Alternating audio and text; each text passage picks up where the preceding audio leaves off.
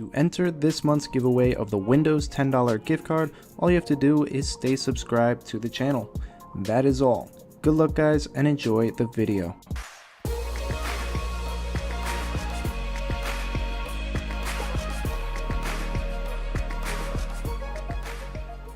What's up guys, SeanEDawgz here, and if you are brand new to my best class setup series, how it works is I take each and every gun in the game, and for the most part I will give you two different setups for the gun, an unsilenced and a silenced version, because I know people have different playstyles and some people like to go for nukes and different things like that. So let's get straight into it. The R3K was one of the biggest initial letdowns in Infinite Warfare. It was almost unusable. It's one of the first times where there hasn't been a dominant burst weapon in a Call of Duty. Usually the M8 is king, but this weapon was absolute garbage. It was so bad that they had to buff it, and still I don't see its potential. It is extremely inconsistent in its ability to get those quick 1 and 2 burst kills. And I think the main issue is just the hit detection. I feel like it does kill in those 3 to 4 shots. It's just that they really don't register well, and it's just a very clunky and annoying gun to use. Now if you plan on using this weapon unsilenced, I would suggest using quick draw and grip as your attachments. Quick draw, you'll see that on my class setups pretty much every single gun I will be using quick draw, because that is one of the most useful attachments. If you can outdraw your enemy, chances are you're going to win the gunfight. Your gun skill doesn't even need to be as good as them if they're not using quick draw, just because it gives you that huge advantage from the get-go. Now you may be wondering why I chose to put a foregrip on this, being that it is a burst weapon and those are generally more accurate. The main reason is I used this for a lot of matches. I was testing it out. The hit detection was really bad, and the foregrip just made it like somewhat better. I was getting those 1 and 2 burst kills a little bit more often. It still wasn't great, but it was definitely a start. I also experimented with a lot of the other attachments like the particle lamp that boosts your stopping power range, but that didn't seem to help nearly as much as the foregrip. I never really felt comfortable running this weapon, but I felt the least uncomfortable with my elo sight, foregrip, and quick draw. Very similar to what I run on my NV4, but it wasn't nearly as effective. I would definitely suggest running the elo sight. I run that on pretty much every weapon. That's what you see all the pros use, because it is the most accurate and it works very well if you have good aim. As for my perks, it is my usual perk setup that I run.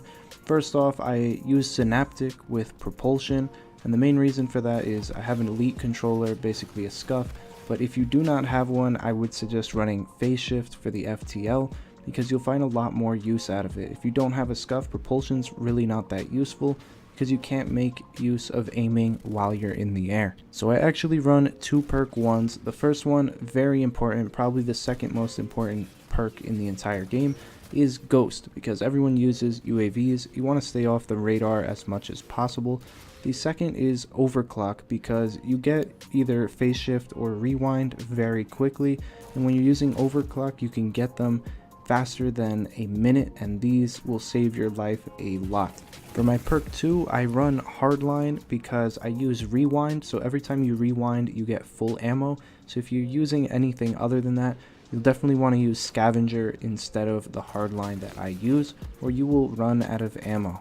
Next up is the most important perk, your perk 3, Dead Silence. You will not be able to flank anything. You'll be stomping around like an elephant without this. I used my first prestige token on it, and I don't think I ever took it off any of my classes. It is by far the best perk in the game, and if you are not using it, you're definitely missing out.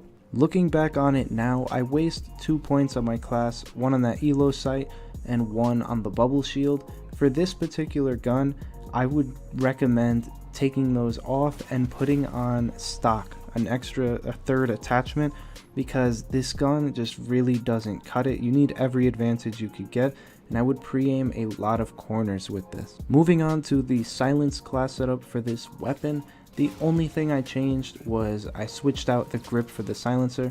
There really is no helping this gun. The one thing I said was stock, but besides that, there's really nothing else.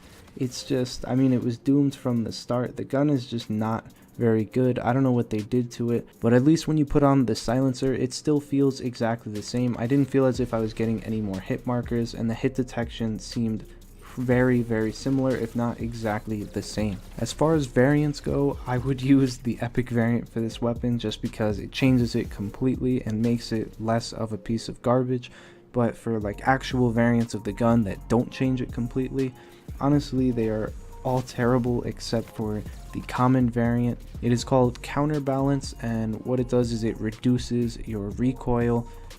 Maybe that made me hit 10% more shots, I don't really know, but I was just trying to gain any advantage I could because the weapon was not that great. I really don't suggest using this gun. It is one of the worst weapons in the game, but if you decide to use it anyway, more power to you, and I gave you all the tools you need to succeed. But anyways guys, that is going to wrap it up for this class setup video. If you did find it helpful, be sure to drop a like, comment down below with any thoughts or questions you may have, and as always, subscribe to the channel if you are new for some more great content, and I will see you in the next video.